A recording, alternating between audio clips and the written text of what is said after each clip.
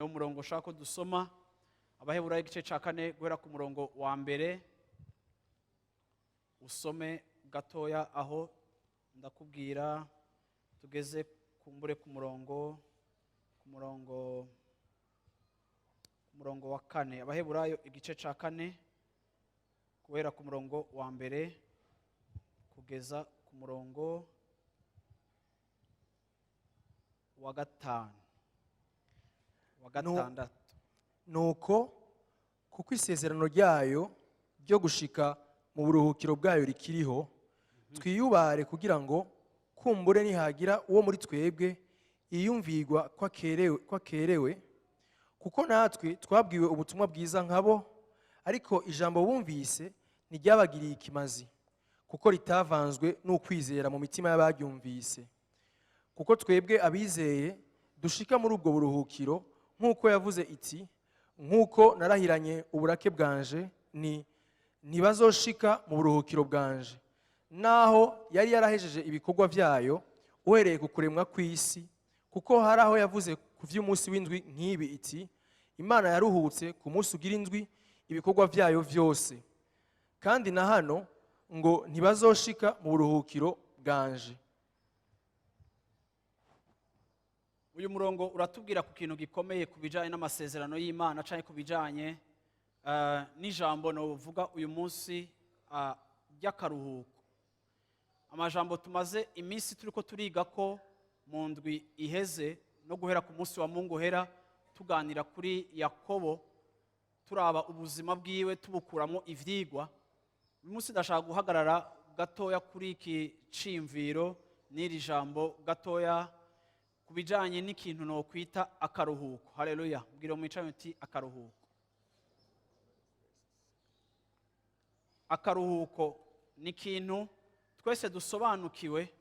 Aha anyu uyu mwanditsi w'Abaheburayo yavuze ko avuga ku karuhuko k'abantu b'Imana, akaruhuko dusanga muri Kristo, akaruhuko twahawe muri Kristo. Ariko kandi mfatiye kuri uyu mutima nyene mu minsi yahera turiko turiga kuri iri jambo ryo kugaruka muri Beteli yawe, twarabonye ku munsi wa nyuma wa 3 twarangije kuri iki cigwa, twaraganiriye ku majambo nshaka gufatira kuno munsi mu gusobanura iri jambo ry'akaruhuko, kuko rifise uburyo bwinshi umuntu ashobora kurisobanuramo cyane dushobora kuriganirako. Ariko nkuko mpwemu andongoye ndashaka gufatira ku kintu dukura mu gicapo cyo kwa Yakobo. Igihe twasoma iyi nkuru kandi mwese musanzwe muyize ubuzima bwa Yakobo ingene yivye umugisha Esawu, abo twari kumwe ku munsi wa 3 twaravuze turibaza ikibazo. Ijambo ry'Imana ryabwiye Isaka ribwira na burya mama wiwe yitwa nde? Rachel. Rebeka. Imana yabwiye Isaka na Rebeka ibabwira bagiye kuvyara. Imana ivuga yuko umwana w'imfura azoganzwa na mutoyi wiwe baramahasa. N'igihe baja kuvuka Bibiliya ivuga ngo igihe Esawu yavuka, Yakobo yavutse amufasha ukuguru. Ijambo ry'Imana yavuga ngo muto azoruta, mukuru azomuganza, azomutegeka. Abavyeyi bakura bazi ico ijambo ry'Imana yavuze ko, ariko sinzi ko bavyizera, sinzi ko iryo jambo barifashe nk'ijambo ry'Imana. Ariko kandi tubona yuko inkuru twize ko muri iyi minsi twarabonye yuko Yakobo ivy'Imana yavuze vyahavuye biba.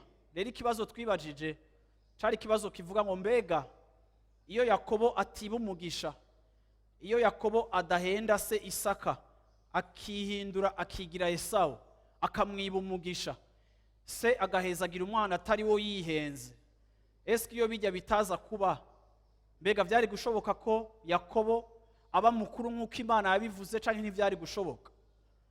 uko twaganiriye cyangwa uko twese tubizi turazi yuko icyo Imana yavuze kiba, kandi turazi yuko iyo Imana ivuze ikintu irafise n'ubushobozi bwo kugishitsa. Nta kintu na kimwe turabona Imana ivuga cyangwa itegura gukora hama ngo kinanire kuyishitsa. Bisobanura rero ngo iyo Imana ivuze ikatumenyesha ubugombe bwayo, ikaduha amasezerano, nta na rimwe intumbero y'Imana aba ari uko twokwigwanirira kugira ngo dushike mu masezerano y'Imana.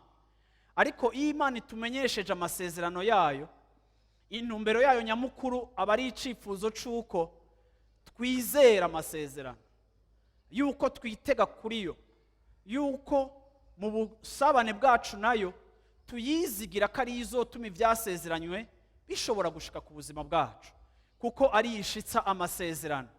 Rero iyo Imana imbwiye ivy'izonkoresha, iyo Imana ikubwiye aho uzoja, iyo Imana ikubwiye ico igushaka ko ikakumenyesha ubugombe bwayo, ni kugira ngo mu buzima bwawe ntujuragirike usimbira ku bintu byose ugenda ubona, ariko intumbero y'Imana nuko mu buzima bwawe ushira amaso kuyavuze, hama bikagutuma ubuzima bwawe bucika ubuzima butumbereye, kuko utari umuntu atatona arondera a gauche à droite, ariko uri umuntu azi neza icyo Imana imushaka ko, ahubwo ukagenda wiyubakira muri ya masezerano, ukagenda utegurwa bifatiye kuri ya masezerano, kugira ngo bikunde icyo Imana yavuze, ube umuntu ari mu kibanza cyo kukirindira, uri mu kibanza cyo kwitega gushikanwa n'Imana, ariko wowe ataruhara rwawe ugenda gushiramwo mu ntumbero yo gufasha Imana gushika ku masezerano. Abantu benshi barakunda kuvuga ngo Imana irafashwa, ariko sinemeranya n'ico ciyumviro. Ariko kandi Imana irikwije iyo ifise icyo igomba gushitsa mu buzima bwawe. Nibaza yuko urugezo rwawe rwo kuyifasha tworugarukiriza ku ijambo ryitwa kumvira no kuyizera, nimba ugomba kuvuga gufashwa. Siko? Ariko nta na rimwe Imana wewe woyifasha gushitsa umugambi wayo, kuko umugambi w'Imana wamuturuta, wamuturengeye, kandi wamurengeye amakapasite yacu. Rero wowe ntushobora gufasha Imana gushitsa ico yemeje canke ico yagamije gushikako. Ahubwo kenshi abantu bagerageza gufasha Imana, kenshi uza gusanga bishira mu kaga, bakagira ibibazo bikomeye, kuko bahushije intumbero n'uburyo bw'Imana bwo gukora ibintu. Yakobo yavuzwe ko azoba mukuru kurusha Esau, ariwe mukuru wiwe. Ariko kandi kwa gatatu twarize turabona uruhara rubi rwa mama wiwe. Nimba ari umuntu nibaza ko yagize ikintu kibi, ni mama wa Yakobo. Bibiliya ivuga ngo Esau yari umuhungu akomeye w'umuhizi, kandi se yaramukunda cyane, akamaja guhiga, se akamuryohererwa kuko ngo yamuzanira akanyama. Ariko kandi ngo Yakobo akaba umuhungu aba hafi ya mama wiwe cyane. Ariko mama wiwe nawe ndabona yaragize influence mbi kuri uyu mutipe, kuri Yakobo. Yaramugize ko influence mbi, kuko sinzi kangahe yamwibukije ko Imana yavuze ko ari wazoba mukuru. Sinzi kangahe yamwibukije ko azoruta Esau. Ariko Bibiliya itubwira yuko umunsi umwe Esau yaravuye guhiga, atashe, ashonje, abona mwene wabo Yakobo ashobora kuba yateka neza, amubona ariko arateka ibiharage, bimumotera neza kandi yarashonje, aramubwira ati ndagusavye ngaburire. Ariko Yakobo abona akaryo, afatiye kuri faiblesse ya mwene wabo, afatiye ku nzara afise, Yakobo abibonamwo akaryo ko kumumanipula, abibonamwo akaryo ko kumwiba, amufatira mu nzara afise, aramubwira ati ndashobora kuguha ibi byo kurya, ariko nawe numpebere ubukuru bwawe, mpebera droit d'aînesse yawe. Uri mukuru, ariko mpebera ubusamuragwa bwawe, ubumpe nanje ndaguha ibiharage. Esau kuko ashonje kandi ari muri faiblesse, uravyumva, nawe arimo ikindi cigwa, siwe ntumbero yanje. Ariko kandi Bibiliya ivuga ngo amubwira ngo bufate, akira, ndabiguhebeye, nowe mukuru, jewe ndemembe petit frère, ariko nyihera ibiharage nifungurira ubunyene. Bibiliya ivuga ngo amuha ku biharage, ariko guhera uwo munsi mu buryo buri legitime kandi buri legal, mu buryo bwa transmission Yakobo aba acitse mukuru, ariko bikaba bisigaye kuba confirme, bikaba bisigaye kwemezwa, ariko kandi hari legitimite, hari uburenganzira, uravyumva, Esawu ahaye Yakobo kubijanye no kuba mukuru. Ikintu ntemera ku buzima bwa Yakobo ni ingene Imana yamubwiye ko azoba mukuru, ariko akabishiramo ico no kwita ambition personnelle. Uravyumva, ugushaka wowe kwishikana kuca Imana yavuze mu nzira zawe. Iyo Imana itubwiye ico ishaka kudutwaramwo, twese turagikunda tukakiryohererwa. Iyo Imana itubwiye amasezerano kubizera, amasezerano yo gutera imbere, amasezerano ya protection, amasezerano ku ruvyaro rwacu, amasezerano ku mibereho yacu, iyo Imana itubwiye amasezerano yayo, twese turayakunda tukayaryohererwa. Ariko kandi bicika ikintu kiri dangereux iyo gukunda amasezerano y'Imana bimviriyemo gutangura kwishikana mu masezerano y'Imana. Muri kino gitondo ngenda kubwire ngo nta na rimwe wewe uhamagariwe kwishikana mu nkomezi zawe, mu mayeri yawe, mu macenga yawe. Nta numwe muri mwebwe Imana yahaye amasezerano mu ntumbero yuko wewe uyishikanako. Yakobo akubise icenga mwene wabo, amuhaye indya en échange y'umugisha canke y'ubukuru, ikintu kitari ciza. Haheze n'igihe Bibiri ivuga ngo Isaka yarashaje atakibona, umunsi umwe yiyemeza guhezagira umwana we w'imfura. Isaka yarazi ko umwana we w'imfura ari Esawu, nivyo, ariko Bibiri ivuga ngo nyina wa Yakobo amaze kumenya ko Isaka agira atanga umugisha, uyu mumere aza mu matwi y'umuhungu wiwe mutoya, aramubwira ati so wawe agira hezagire, agira atanga umugisha, kandi agiraho umugisha Esawu. Reka rero tugire strategie, reka twige amayeri, reka twige uburyo bwiza bw'ingene papa wawe ahezagira wewe. Atumye Isaka, atumye Esawu kuja kumuzanira akanyama, hama ahejeje kumugaburira amuha umugisha. Bibiliya nayo nivuga ngo mama wiwe amutoza ubwenge, kuko Isaka atakibona. Reka duhindure ibintu, reka tumaske ibintu, reka wihindure muri Yakobo, muri Esawu. Esawu afise ubwoya ku mubiri, afise umubiri w'amapwara. Reka wowe tukwambike urusato, tukwambike ubwoya bw'igikoko, tubugushireko. Hama uraza kuza kuri papa wawe, turaza kumutekera ka kanyama akunda, hama araza gufungura, hama wowe uce wiposition. Umupeta aragenda arateka, be na mama wiwe barakaranga, baraheza, baraza imbere ya Esawu, uravyumva, ariko imbere ya Isaka bamuza imbere, uravyumva, batangura kumuhenda, baramugaburira. Ariko uyu mupapa urabona ko atanga umugisha afise dute, kuko yarashobora kumva yuko akamoto k'umubiri atari akamoto ka Esawu, ariko arakandi kamoto, ariko akumva yuko ku mubiri amukoze ko, akumva ko afise wa mubiri w'amapware ya ntuze ya niki gade papa, inyoni ziko ziravuze induru nimuzirukana zitera amabuye vrema, akizo inyoni zo muci vrema. Narinzi ngo ni mikrofone yanje tavuga kumbe de papa ko yumva inyoni. Bwana sifiwe sana. Zagi. Haleluya. Akwazi nk'ubunya abazungu bo babona ko muri ko murirukana inyoni, batanizo babona aho zihagaze vrema, ariko kwera ibihe byatandukanye mu n'uturere turatandukanye. Haleluya. Bwira umucanye twarahezagiwe, inyoni ziza hafi yacu zitembera n'ibintu byo muri Edeni nyene, uravyumva. Sasa barahenda Isaka agira gute? Isaka ziragaruka, navyumvise. Isaka baramubesha, uravyumva, ahezagira umwana atari we, ahezagira Yakobo. Ahejeje guhezagira Yakobo, ako kanya nyene probleme ziba ziratanguye.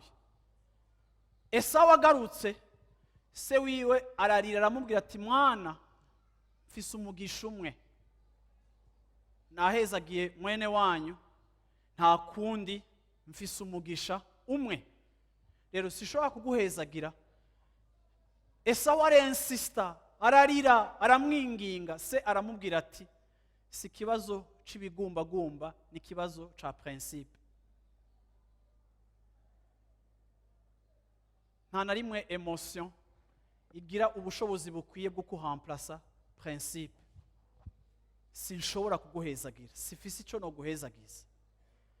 Ariko ako kanya Esawu ishavu riramwica, avuga ati papa gira apfe, arashaje, agapfa ndica Yakobo.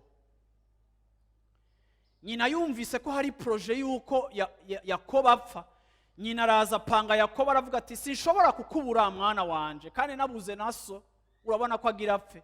Sinshobora kwemera ko mwese ko muri babiri ndababura, ndagusavye uhunge kuko mwene wanyu yiyemeje kukwica. Uyu mupeti aba oblige guhunga, ariruka.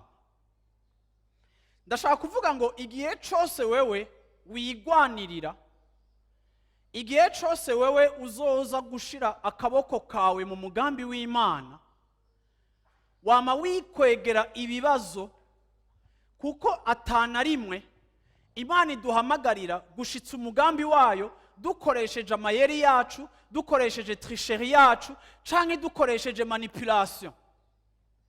Igihe cyose wishikana ku mugambi w'Imana mu nkomezi zawe, aho wishikanye hazokwama hakuruhisha, kuko ico wishikanye ko ugomba kucimente nako. Ico washitse ko kubera intambara zawe, uzogomba kugiproteja kubera intambara zawe. Ico washitse ko kubera amayeri yawe, uzogomba kugiproteja iminsi yose ukoresheje amayeri yawe. Ico washitse ko kubera, uravyumva, ebana siyuwi, uravyumva, ico washitse ko kubera ubuhinga na malignité, ico washitse ko par le conseil du diable, uzogomba kukimentena par la force du diable. Mu yandi majambo, ngira ndakubwire ngo ugomba gutahura yuko Imana yagusezeraniye, icyaco cyose yagusezeraniye, irafise ubushobozi bwo kugigushikanako no kugigushitsako. Wewe umera nk'uwihweza gusa, ukazoshinga intahe, kuko ico ugwanye kugira ngo ugishikeko, nta na rimwe uzopfa ugishingiye intahe Imana nk'iyakigushikanyeko, ariko kizoba ari cashitsweko kubw'inkomezi zawe n'amayeri yawe n'ubwenge bwawe. Niwamara gushika muri yo elevation ishikanyweko n'inkomezi zawe, nta na rimwe témoignage izoba y'Imana, ariko uzokwa muri wa muntu wama wivuga kandi wibona yuko ari wowe wishikana ku bintu, bigatuma mu buzima bwawe, kuko atabrisement canke atakujanjagurika kuhari, nta na rimwe abantu bazobona icubahiro c'Imana mu buzima bwawe, ariko abantu bazoba bamotegwa n'icubahiro cawe mu buzima bwawe, hama bigukwegera isanganya, kuko igihe cose Imana igomba kuba l'auteur et le réalisateur de toute promotion. Yesu ashimwe cyane. Bwana asifiwe sana. Amina. Rero ndashaka kubwira uyu munsi muri kino gitondo ngo Yakobo yaragishobora kuba uhambaye atarinze kugwa mu mutego na conseil mbi ya nyina wiwe. Ndagomba kubahanura abantu b'Imana mwicaye hano muri kino kibanza, kuko iyo tuvuga kuri mama Yakobo, ndashaka kuvuga gatoya ku bantu badufise ko influence. Burya abantu ba mbere bagoye mu buzima kandi bo kubera ko maso, n'abantu badukunda cyane. Mwisi abantu badukunda mu buzima n'abantu bashobora kutugira ko influence mbi igihe batari spirituel. Abantu bagukunda, urukundo ni ikintu celimina ama aspect menshi ya jugement yacu na analyse yacu, ku buryo uzokwa musanga abantu benshi bari faible ku bantu babakunda. Iyo umuntu yamaze kukwereka ko agukunda, uresista gake ku bintu agusaba canke ivyo agutwaramwo, kuko yakweretse ko agukunda. Ni bande bumva ico niko ndavuga? Rero ni gake abantu batugira ko influence baba ari abantu bakure cane, ariko abantu badukunda, abantu rimwe na rimwe uza gusanga ari n'abafana bawe bakwiyumvamwo. Rimwe na rimwe bene abo bantu utabaye maso bashobora kukwenduiza muri erreur. Bibiliya ivuga ngo nyina yakunda Yakobo, niwe Mana yakunda cyane, ariko naho yamukunda ntiyamuhanze serivisi, kuko yamuteye gukora ikintu cazanye agahinda muri famiye yose. Se apfana agahinda, abana babiri bavukana ari bake babaye divize, imyaka y'ukuyerera n'umwana akunda baye oblige guhunga. Uyu mumere yazanye probleme kubera affection n'urukundo afitiye uyu mwana, ariko kandi uyu mama ntiyari afise ukwizera gukwiye ngo agirire confiance Imana, azanamwe akaboko kiwe mu mugambi w'Imana, abikora nabi bikwegera umwana. Ariko kandi bishoboka ko uyu mwana yagize réponse ku rukundo na influence nyina mufiseko. Ahantu ngomba kubera amaso ni ku bantu bankunda, uravyumva, kuko ndabagira ko faiblesse yotuma nkora ico bavuze cose naho co batari ic'Imana. Nico gituma ngomba kukubwira ngo ikintu cose wewe wishikanako kizokwama kikuremera kurusha ikintu Imana igushikanako kiguha akaruhuko, niho twita Beteli. Twarabonye ibibanza byo muri Bibiliya, hariho nk'ikibanza citwa Beteli. Yakobo agarutse i Beteli, Imana imaze kumujanjagura ikamubriza, Yakobo yararuhutse. Igihe Isaka bamunyanganya bakamutwara amariba yiwe yose, ashitse ku iriba ririmo amahoro, yagize Rehoboti, uhoraho anshitse ahiyaguye, uhoraho l'Éternel m'a mis au large, ahantu h'akaruhuko. Igihe Samueli yabona intsinzi y'Imana ahitwa Imisipa, uravyumva, yarahise Ebenezeri, hari ahantu Imana yabahereye akaruhuko. Turabona ibibanza nk'Irama cyari ikibanza c'akaruhuko kuri Samueli. Bibiliya yuzuyemo ibibanza abantu benshi bagiye baruhukira ahantu kubera ingene bariko barahabonera Imana, bakahabonera différence. Ariko ivyo bibanza vyose nta numwe yabishitseko Imana itabanje kumujanjagura canke kuzana ico no kwita brisement. Iyo tuvuze kujanjagurwa n'Imana, ni igihe Imana itumaramwo amanyama yose y'abana b'abantu n'amayeri yacu n'amanipulation yacu no kwigwanira kwacu, ukabona umuntu Imana yamazemwo utwo tuntu twose tw'umubiri, hama bakamwita umuntu amenetse, bakamwita umuntu yajanjaguwe, bakamwita umuntu ari brisé. Kubera ko bamwita umuntu ari brisé, nuko ari umuntu ashika ahantu Imana ikamwigishiriza mu makosa yiwe nka Yakobo. Imana yamara kumwigishiriza mu makosa yiwe rimwe na rimwe, ikamushira ahantu ho kuruhuka, ikamushira ahantu hadasanzwe. Yashika muri ico kibanza akavuga ngo ibi ndiko ndabona biri différent ya vya bindi nikoreye, ariko agacika umuntu ubuzima bwiwe bwahindutse cyane, ameze nka Yakobo. Bibiliya ivuga ngo Yakobo amaze guhura n'Imana yagiye acumbagira. Kujya gucumbagira kukaba ikimenyetso c'umuntu yahuye n'Imana, ikamumaramwo amanyama yiwe yose, ikamumaramwo ivy'umubiri vyari bisanzwe bimurimo, agacika désormais umuntu ari spirituel, umuntu w'impwemu. Nico gituma Yakobo yiswe Israel. Imana imuha izina ry'umuhamagaro, Imana imuha izina ry'impwemu riri différent y'ingene yabaye Yakobo, bisobanura igisuma, bisobanura umubeshi. Imana imuhindurira izina mu guhura nawe, ariko si kubera ari rya joro gusa yahuye nawe, ariko ni kubera irya myaka yamaze ari exploité na Labani, akagenda réaliser ko yakomese erreur, yakoze igafe, yafashe decision mbi. Ijya myaka 20 yamubereye imyaka yo kugarukanwa mu cimviro c'Imana, aho Imana yamujanjaguye. Umunsi yahuye n'Imana iri originale, yaraniganye nayo kugira ngo imuhezagire, kuko yarumva yuko Imana itaguhezagiye naho Isaka yoba yaguhezagiye, bo kwiba umugisha, bo kumerera nabi, wodota 2 fois, kuko umugisha w'umuntu nturamplace w'Imana. Bituma Yakobo agwana kugira ngo aronke umugisha w'Imana, cette fois-ci abe sûr ko ari Imana yamuhezagiye. Ari imaze kumuhezagira ngo agenda acumbagira, kandi acumbagira yitwa Israeli atacitwa Yakobo, kuko Imana imaze kumujanjagura yamutahuje yuko ariyo ituma umuntu ashigwa hejuru atakindi kintu na kimwe. Bwana asifiwe sana.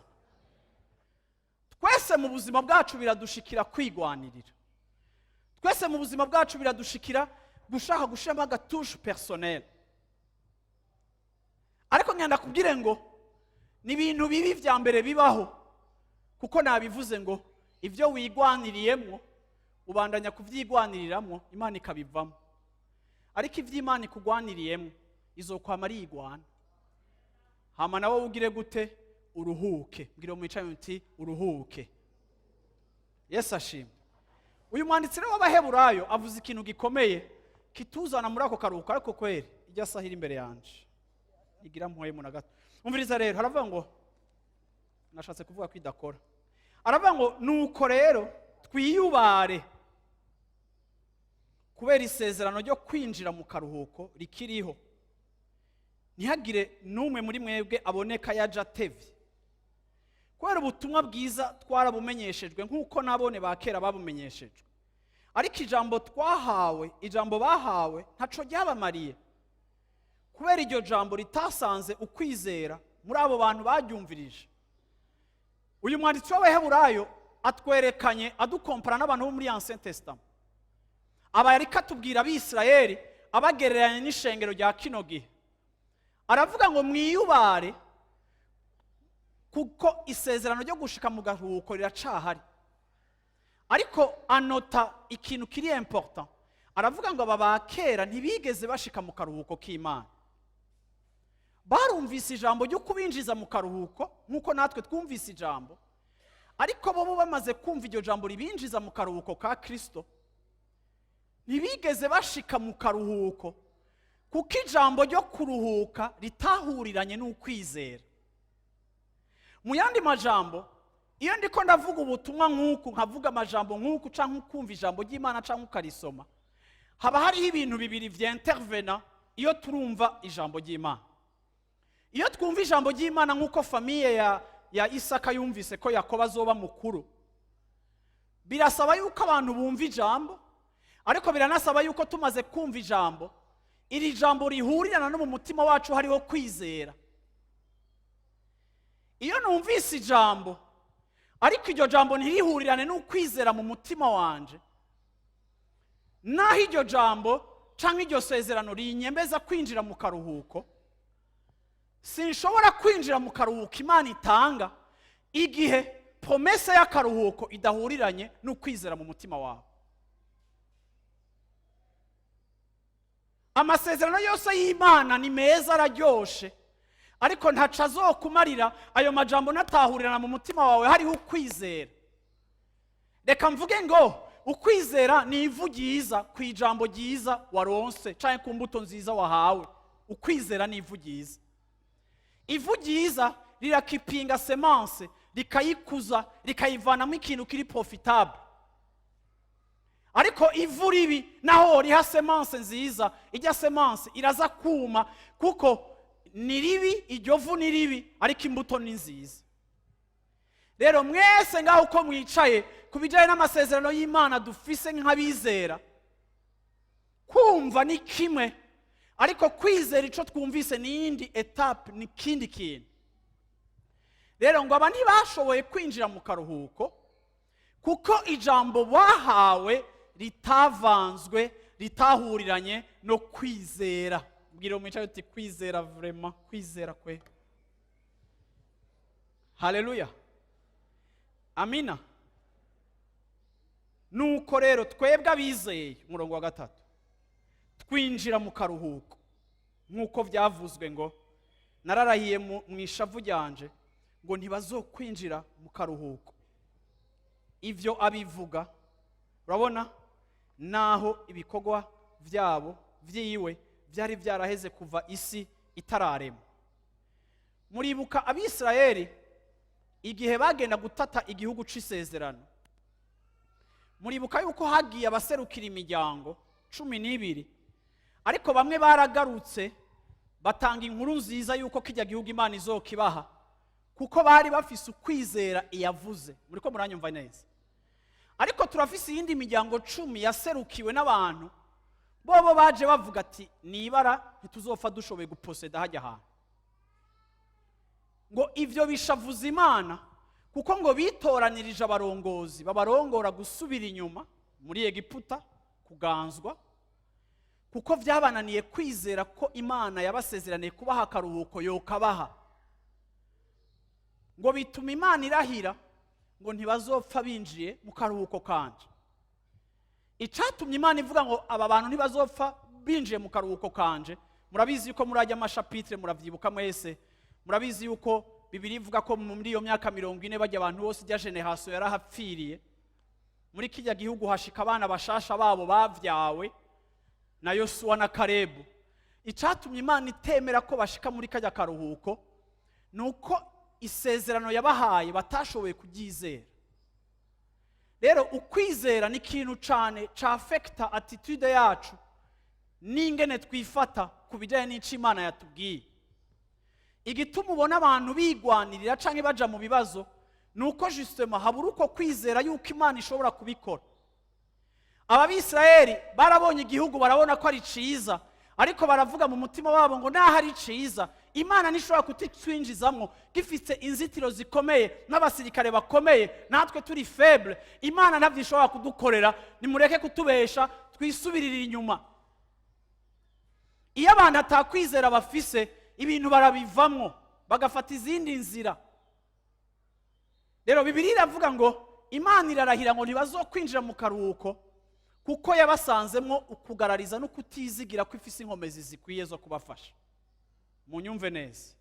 Ku murongo wa 4 aravuga ngo kuko yaravuze ahantu ngo ku munsi w'indwi ngo Imana iruhuka ibikorwa byayo byose, ariko kandi ngaha yavuze ngo ntibazokwinjira mu karuhuko.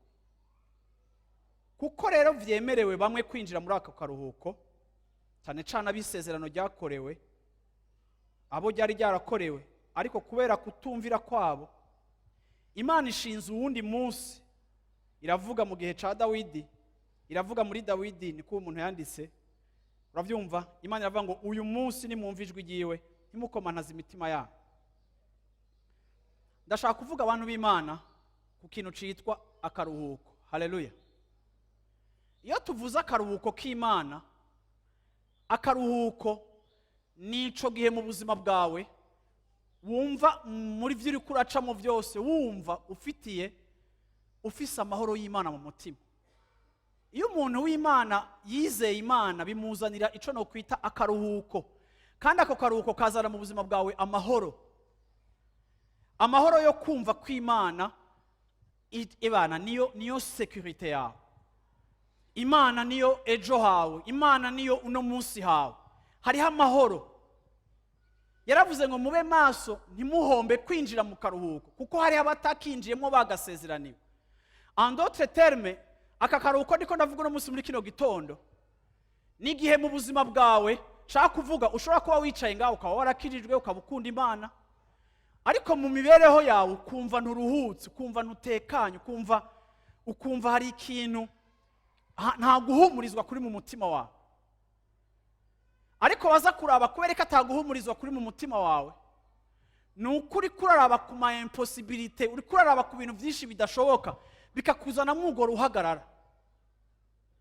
Ariko iyo uzi ko Imana yadusezeraniye kutwinjiza mu karuhuko, na Yesu igihe kimwe yaravuze ngo nimuze abarushe n'abaremerewe ndabaha akaruhuko kanje. Uravyumva? Akaruhuko kanje. Nukuvuga ngo tugomba kubaho mu buzima bw'agakiza turi abantu baruhutse, abantu b'Imana n'abantu baruhutse, abantu bizera Imana n'abantu bagomba kuba bafise ubuzima bwo kuruhuka. Mbega kuruhuka bivuga yuko ata hostilité, bivuga ko ata ntambara, bivuga ko ata ntambamyi, bivuga ko ata ibibazo bihari. No, ibibazo birashobora kuba binkikuje, ariko hari ikintu bita kuruhuka. Akaruhuko kava ku Mana, kava kuri confiance ufitiye Imana. Akaruhuko kavuga ngo ivyo ari byo byose binanije, Imana yanje ico yavuze n'iciri nico kizotuma bishoboka, nico kizotuma bikoreka. Aka nakaruhuko tubona mu buzima nk'ubwa Isaka gashobora gutuma bakwaka amariba, hakugwana nk'umuntu agira apfe kuko bamwatsiriba akariheba. Nukuvuga ngo ako karuhuko karafekta n'ingene tujera ama conflit yacu n'ibibazo tugenda turacamo. Turashobora no guheba ibintu tutarinze kwiyanduza, turashobora no kureka ibintu, turashobora gufata amadecision abandi batofata, kuko hari akaruhuko k'Imana katugahantisa, katwemeza yuko ubuzima bwacu bwubakiye kuca Imana iri n'icyo Imana ikora, bikadutuma tudaharanira canke tutagwanira ivyo abandi bagwanira, bigatuma tutiyonona nk'uko abandi biyonona, kuko confiance dufitiye Imana ira affecta comportement yacu. iyo nduhutse muri Kristo Yesu ni ukuvuga ngo ndafise assurance. Uravyumva muri jewe, uravyumva hariho assurance y'agakiza. Ndazi ko nakijijwe, ndazi ko ndiko ndaja mu ijuru, ndazi ko nanywanye n'Imana. Ivyo birafekta ubuzima bwanje ukuntu mbayeho. Sindikondane, sinicira urubanza, ariko jewe n'Imana ibintu bimeze bien. Ivyo birarenforce sécurité yanje mu buzima. Bibiri ivuga ngo bamwe bari babikiye akaruhuko ariko ntibashobora kukinjiramo. Ngira ndakubwire muntu w'Imana, rimwe na rimwe urabuzwa akaruhuko n'igihe cyose mu ruhagarara rw'ubuzima ugerageza kuhamplasa Imana mu kwishikana mu mugisha. Igihe cyose ugerageza gukora uruhara rw'Imana mu kwinjiza mu mugisha wawe, urashaka kugira mariage à tout prix, urashaka kuronka kajya kazi à tout prix, urashaka kuronka kijya kintu à tout prix, urashaka kuronka ijya promotion uko biri kose, urashaka gukora kijya gikorwa uko biri kose, ibintu byose urabishaka uko biri kose, gupanda kushuka, ugomba gukora igishoboka cyose cyo kintu gishikeko. Bantu b'Imana, ivyo biragutwara akaruhuko, kuko kuruhuka bisobanura kwizigira Imana no kugira confiance. Hama Imana igakora ibintu mu buryo bwayo. Hama Imana iriko irakora ibintu mu buryo bwayo, irashobora kugutevya, birashobora kugira gute, ariko Imana iriko irakora ibintu mu buryo bwayo. Ugenda ubona ubishikako, kandi bamara no kubishikako bakaza bakubwira ngo hewe, ngurana yuko kajya bijya kontra wayironsera, ngo hari abantu ko barakugwanya, ngo tangurugire contact, hari abantu ko barakugwanya, nawe ngo niwiyegereze nakarondera naka na wowe ijya kontra yironke nani, hari abantu bariko barayirondera. Ukazonye umuntu buno nyene wewe warashinze intaye ko ari Imana yayiguhaye, sivyo? Siko watubwiye? Kandi by'ukuri Imana yaraje baragusanga ahantu mu ikorosa atanumwe agiye, ntiwagiye no guhiganwa, abantu baraza barakuvuga ati wewe twarumvise ko ikintu gikora neza, akiri kontra. Umaze kuyikora igiceri kirinjira, hageze ku ya kabiri baraza bavuga cyangwa utaravye neza rero abantu bagira bayitware. Bagaca baguha imitwe rero. Sasa rondera naka, nawe utegona nigira igende nana, ugatanga kurondera naka. Ariko wibuke kare nta numwe warondeye, Imana yarayikuzaniye. Ubu rero tanguye kurondera banaka, uravyumva? Batanguye kujya udufaranga twawe, uravyumva?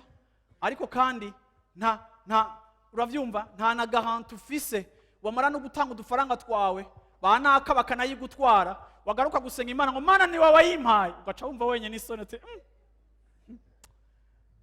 Imana, ukamenga Imana iricaye ahantu iri kuri plage iri kirakuraba. Nije nayiguhaye. Yego Mana ni wawe wayimpaye. Nayiguhaye gute? Uribuka hano wankuye ni wawe wayimpaye. None ejo ko wagiye gukubita imipira yawe yo hejuru wigwanirira, kandi arije nari nayiguhaye, ninde yagutumye hajya? Urabanyabyaha twavukiye mu caha, aca blage. Uravyumva? Nimba bavuye mu kwizera, genda ubandanye wigwanirire, genda ugwane, urafise amabiceps, ariko wowe utanguye kugwana, je ndavamwo, ariko wowe wavuyemo, jewe ndagwana, nuko jewe meze. Haleluya. Haleluya. Nta kintu kiruhisha n'ikintu wishikanyeko, uzosaza ugiproteje. Ariko ikintu Imana yagushikanyeko izogiproteje. N'igihe uzokumva umengo ugira wigwanirire, uragarukanwa n'ijwi rya mpemureka ngo mbe kuribuka kaje nahagushikanye, ugaca utekana. Abantu bakimvira igituma utekereje, abantu bakaza igituma uremye, bakibaza kuri bona utazi ibintu, bakabona vyaciyemo, bagatanga vuga ngo araraguza. Oya, reka gutuka abantu ngo bararaguza, ntaraguza. Ariko kandi yizeye Imana yiwe, hama Imana yiwe iramugwanirira. Reka kumucafuza no kumwanduza. Kuko muze murabe muri iyi si, iyo umuntu ari muri Rehoboti yiwe canke akaba muri Beteri yiwe akagira efficacité, abantu baramucafuza bakavuga ngo nimubona ko yambaye ibirato vyera, nimubona ko yamafise akantu araraguza. Oya, abantu nta kindi baza atari kuraguza, ntibaramenya Imana. Ariko iyi Imana ikugwanirira, yo haleluya, abantu bazokwita amazina yose, bazovuga ko ukorana n'abadayimoni, ariko iyi Imana ikugwanirira niyo yonyene izikabikora, kandi akaba ariyo yonyine ibikomeza. Hama nawe ugasinzira, kuko atana kimwe wewe ubereye umunyezamu, ariko abamarayika b'Imana nibo banyezamu.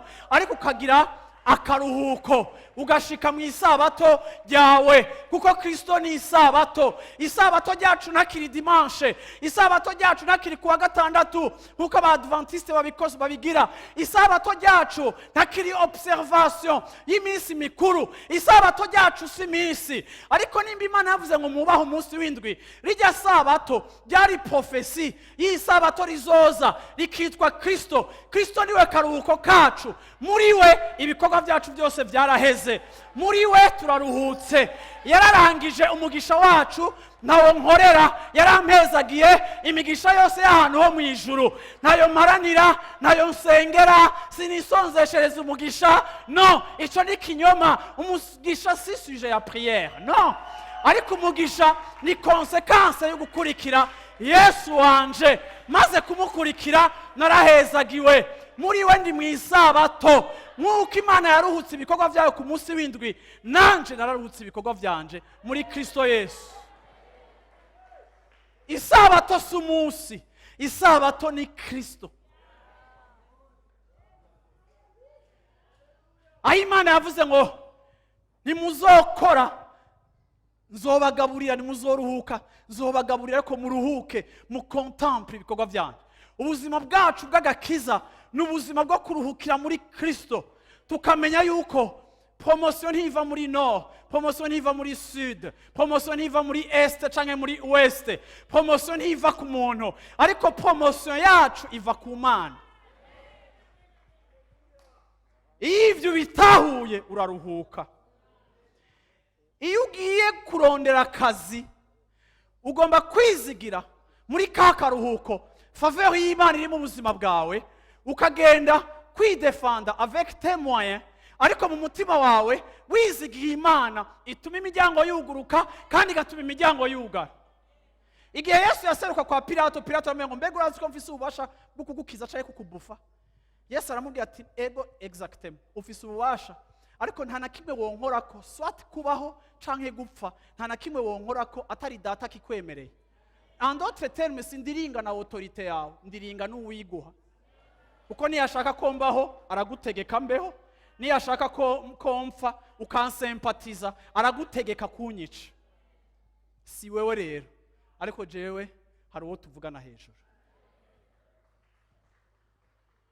Abantu benshi babayeho ubuzima bubi bwo kuruha bakijijwe, kuko badatahura yuko intambuko zacu zose zo kuja imbere zigomba kuba orchestre n'Imana. Yamara piège unyeretse akantu nokora bigakunda, yamara umutego kuko naho nogakora bigakunda, désormais ngiye gucika umugestionnaire w'umugisha wanje. Igihe au départ Dieu était le gestionnaire de ma bénédiction. Ndagomba kurangiriza muri Juges chapitre 9. Hariho umurongozi yitwa Abimeleki.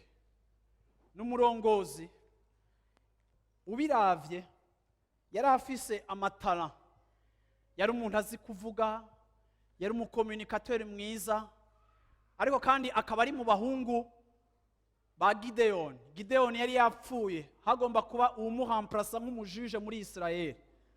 Uyu mugabo arazi kuvuga, uyu mugabo ni umuorateur ari efficace. Abantu nyene bavyumva, abonye se apfuye adesida kugira gute? Adesida kwigwanirira. Ni inkuru ntashaka gusoma yose kuko ari ndende, ariko irahera mu bacamanza, muze kuyisoma muhira guhera ku murongo wa mbere kugeza ku murongo wa 57. Sishaka kubisoma ivyo vyose. Juges 9, hein? Juges 9, chapitre 1, verset 1 kugera kuri verset 57. Murumva ko ari vyinshi sinobisoma, ngo tube twataje, siko ako muze kubisoma. Ariko kandi se w'uyu muhungu yitwa Gideon amaze gupfa, uwo muhungu atangura kwaspira kuramplasa papa wiwe.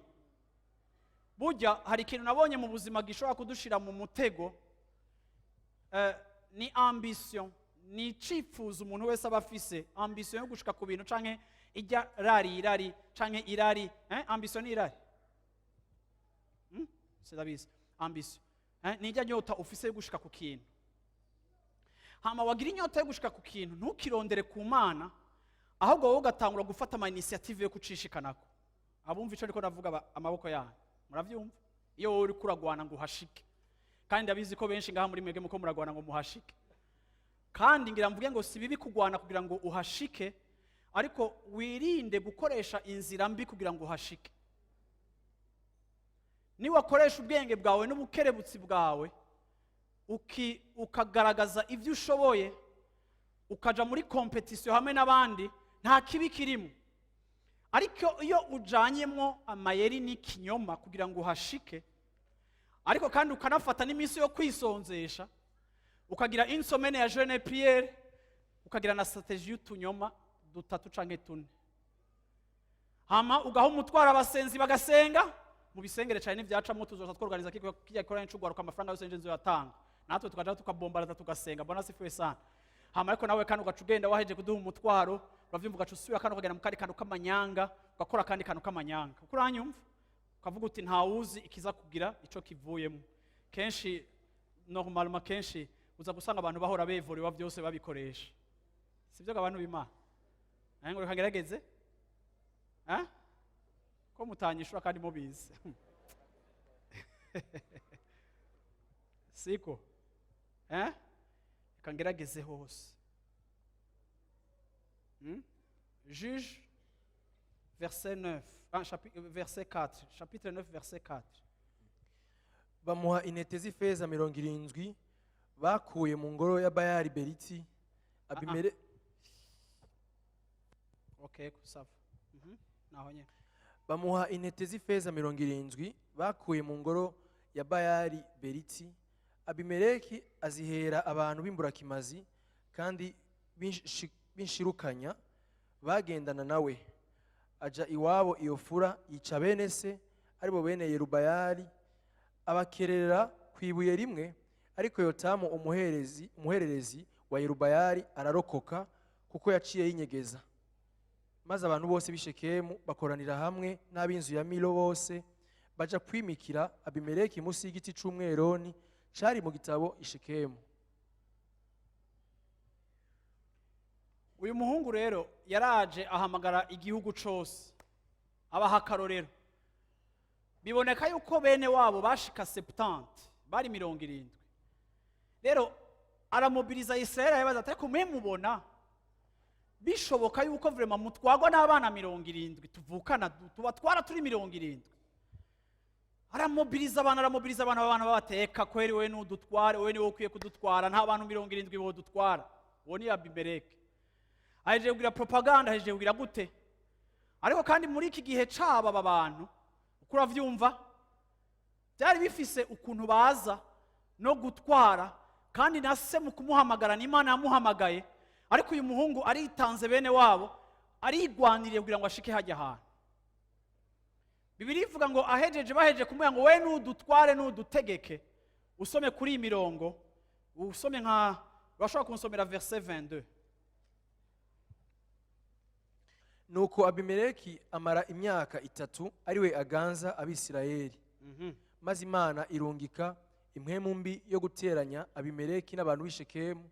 Nuko ab'Ishekemu bajyaruka Abimeleki kugira ngo asubirizwe mu nkoko agatikizo yatikije bene Yerubayali 70, kandi ngo amaraso yabo akore Abimeleki nyene kubica, akore n'abantu b'Ishekemu bafatanije nawe aho yica bene se. Urabona uyu mutipe murumva ko yaragwana baremera kumutora kugira ngo atware Israeli. Ariko ikintu camushikiye amaze gutwara Israeli, yigwanire muri ubwo buryo, imbere yo kurangiza intambara yiwe, amaze kumobiliza abantu bose inyuma yiwe. Ndashaka gushimikira kuri kino kintu kuko hari igihe ubona opinion y'abantu benshi bari mu ruhande rwawe. Hari igihe ubona wakonvensa abantu bose bakaba mu ruhande rwawe. Ariko hari ikintu Imana yanyigishije, igihe cyose wowe uri kurigwanirira, abo nyene bagushigikiye ejo barashobora kuguhindukirira, n'est-ce pas? Sivyo? Kuko ugomba guforce ibintu. Uyu muhungu muri ambition yiwe, Bibiri ivuga ngo yahamagaye bene wabo 70 bose. abica publiquement. Sinzi uko mubona, wazi gufata tes frères 70 bose ukabica. Bibiri ivuga ngo hariho kamwe kagahererezi kamucitse gaca kagenda ku misozi, nakone kageze ku musozi karasemerera kuri Isirayeli yose, aravuga ngo hello, ubu mwebwe mutoye Abimeleki ngo babere umwami. Uyu mupeta aratangura abaha akarorero ati ibiti byo mu ishamba umunsi umwe byaragiye inama ngo dutore umwami. Uyu mupeta atangura rero kubacira uyu mugani w'ibiti byatoye umwami. Muribuka umwami byatoye bijya biti amahwa ica amahwa nico cahavuye gitegeka. Uravyumva, ibindi byose ntibyashatse kuba umwami, ariko ibiti byose byo mu ishamba finalma byahavuye bitora amahwa. Kandi murumva namwe kuganzwa n'amahwa no kuganzwa n'amahwa. Uravyumva, uyu mupeti ku musozi rero karabaha ico gicapo asemerera.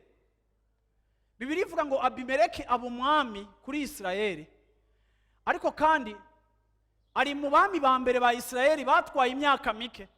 Usomye chapitre ikurikira uwumuhamplasa atwara imyaka 23, ariko Abimeleki yatwaye gusa imyaka 3 Imana icira mwica, ngo kuko Imana yashatse kumuhora amaraso ya bene wabo yasheshe muri ya nyota afise yo kwiteza imbere no kwishikana ahantu. Aho ugomba kwishikana ahantu ukekraza amaprincipe yose, ugasesa amaraso y'abantu, ukagirira n'aba abantu, ugashira abantu mu makomplo, ugatwara amafaranga y'imfuvyi ureze, ukiba ubutunzi bw'abantu ujejwe, ukagirira n'aba abantu, ugahonyora abantu, ukaba ufise position iri hejuru, ariko barateranije abantu bose, abandi barabaponze, abandi barabafungishije. Ego biboneka ko washitse ahantu, ariko wahashitse wononye vyinshi, kuko utari ufitiye confiance Imana enough kugira ngo wizere yuko yoyo hagushikana. Kandi wibajije yuko kumbure nico gituma wagiye muri iyo ngwano, kandi buri munsi wa muri ubwo bwoba, kuko nta karuhuko ufise, kuko atakwizera kwabaye mu mutima wawe ngo wizigira Imana itanga promotion. Waravyishikanye ko et voilà tu es fatigué. Raba Salomo yaravuze ikintu gikomeye amaze kubona atunze, nta kintu kibabaje nko kubona ugiye gupfa udafise héritier. Yashatse ibintu yabayeho neza, ariko hama hari agatusha utametriza Imana igusigira kakakwereka yuko aho waciye atariho, bikakuzanamo repentance. Nico gituma Salomo ashaje yaravuze ngo jeune homme réjouis-toi dans ta jeunesse, ariko kandi arangiza avuga ngo mutinyu uhoraho, mubaho uhoraho. Uwo n'umwami yari yarakinishije ubuzima, ariko yarangije ubuzima ari brise, kuko yabonye yuko hari fin de la journée wokubita amakorosi abantu bose, ariko ntushobora gukubita ikorosi Imana. Ahubwo Imana yigira umupartenaire, ntuyigira umwansi mu kintu uri kurajamo.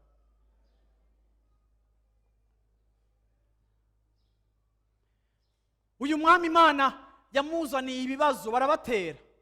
Urabizi Abisirayeli burya n'abantu bafise ubwibone bufise ukuntu buri. Bibiri ivuga ngo Abimeleki mu kumwica yishwe n'umugore, ariko arapfa, acahamagara abasirikare biwe, nyaruka mu nyice, nyaruka mu nyice, abantu ntibabone ko nishwe n'umugore. Ni wasomye iyo nkuru ukayiheza urabibona. Yasavye ko bamwica kugira ngo ibara ntirigwe muri Isirayeli, aho basanga Abimeleki, gangi Abimeleki yishwe n'umudamu w'umwansi kazi. Ati ndabasavye mu mpeze. Ariko kandi natwenze mbonye iyi nkuru, kuko navuze nti non seulement bakijya gihe baramenye ko yishwe y'umugore, ariko natwege baratwandikiye ko yishwe n'umugore. Namwebwe murabimenye uyu munsi ko yishwe n'umugore. Bwira mu ncanye tunuzuye kwigwanirira, kuko icuti nyacama kigushikira igihe cyose utari kumwe n'Imana. Haguruka dusenga Imana.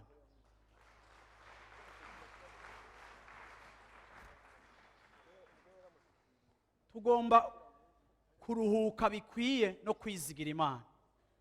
Tugomba kugirira confiance Imana bikwiye yuko ariyo iduteza imbere, kandi ari izo gushikana ku byo ushaka gushikako.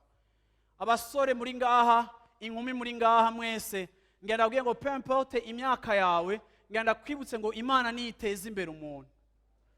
Ndagomba kugira ngo Imana niyo igwana intambara neza ikayinesha. Hakenewe gusa kuyizera kugira ngo aya makuru meza uhabwa avangwe n'ukwizera. niwabura ukwizera uzotangura kwigwanirira, niwatangura kwigwanirira uzokwishira mu kaga. Haleluya. Kandi uzokwicwa n'ikitari cyo kwishe, kuko wagiye kwigwanirira no gushiramo akaboko kawe mu mugambi w'Imana. Yesu ashimwe cyane. Yesu ashimwe cyane. Yesu ashimwe cyane. Haleluya. Ndavuze ngo uhoraho azotunga abana bawe.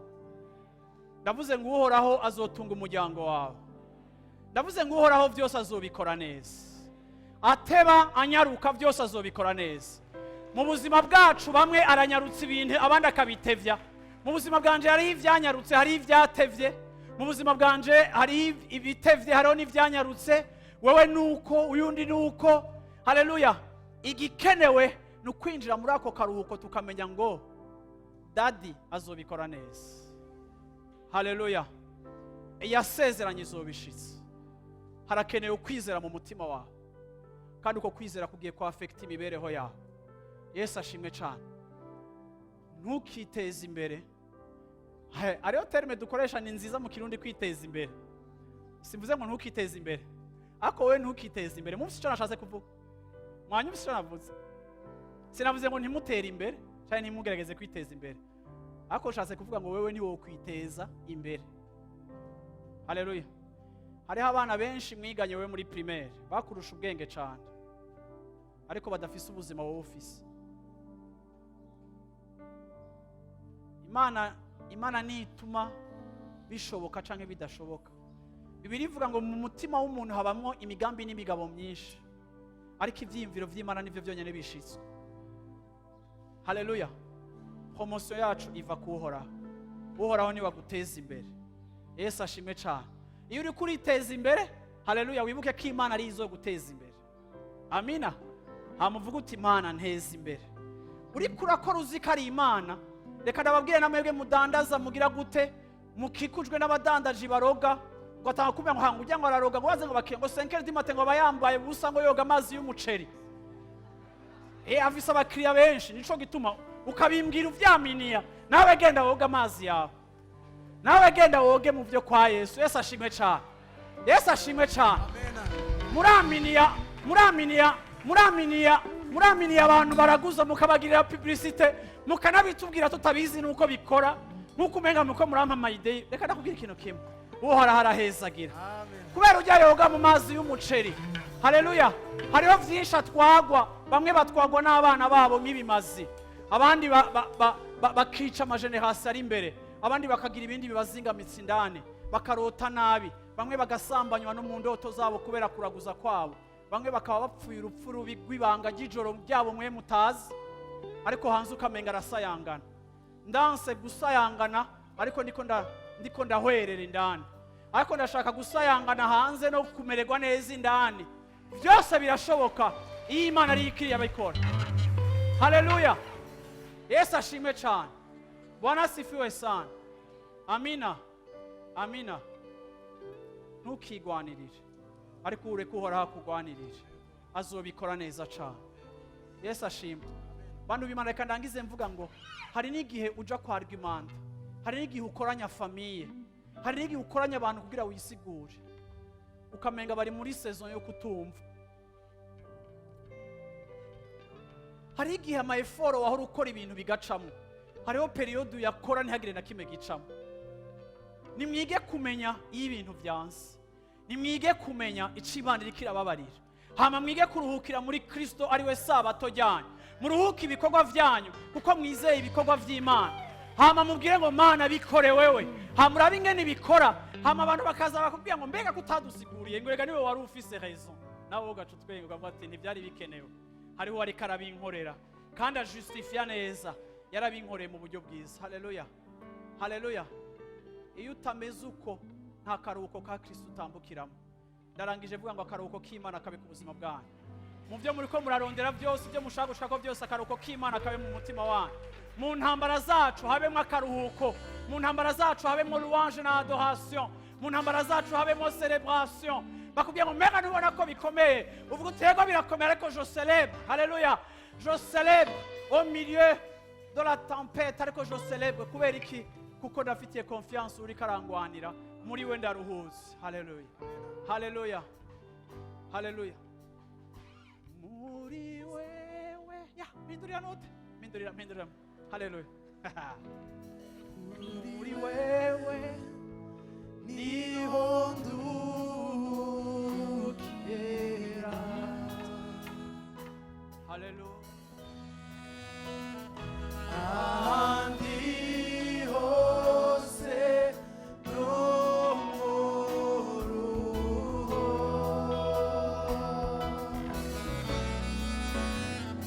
No kuvako pauande ari wewe unezero wanje ndakwihaye. Muri wewe muri wewe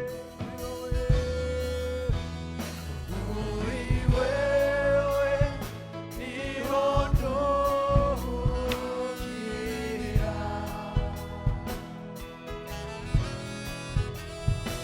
Ahandi hose no mu ruho. No kuvako pauande ari wewe unezero wanje ndakwihaye.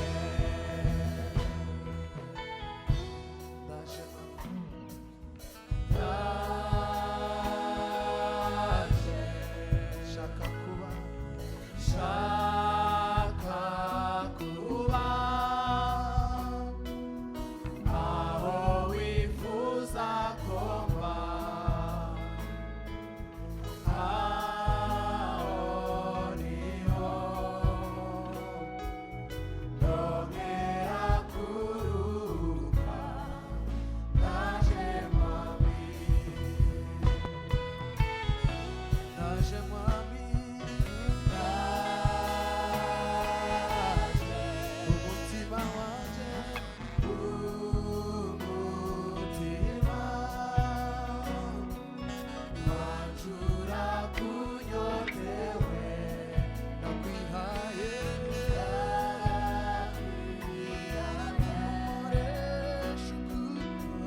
nkoresha ukuboko kwanje. Ndaje mwami, uri wewe mwami, uri wewe niho ndukira. Ahandi hose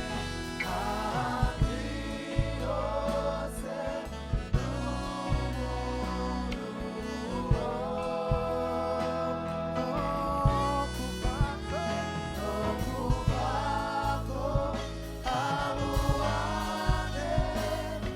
ari wewe unezero wanje ndakwihaye.